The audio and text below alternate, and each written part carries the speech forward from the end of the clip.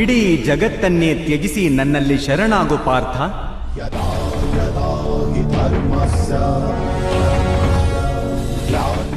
ನಾನೇ ಜಗತ್ತು, ನಾನೇ ಜಗತ್ತಿನ ಪ್ರತಿ ಕಣವು,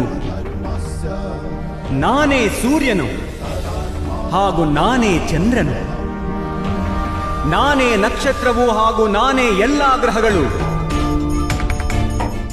ನಾನು ಸೂರ್ಯನಿಗಿಂತ ಹೆಚ್ಚು ಪುರಾತನನು, ಯಾವುದೇ ವೃಕ್ಷದಲ್ಲಿ ಅರಳಿದ ಮೊಗ್ಗಿಗಿಂತ ನವೀನನು. ನಾನೇ ಎಲ್ಲ ಮನುಷ್ಯರು, ನಾನೇ ಸ್ವರ್ಗ ಹಾಗೂ ನರಕಗಳನ್ನು ಹಿಡಿದಿಟ್ಟುಕೊಂಡಿರುವ ಶಕ್ತಿಯು, ನಾನೇ ದುರ್ಯೋಧನನು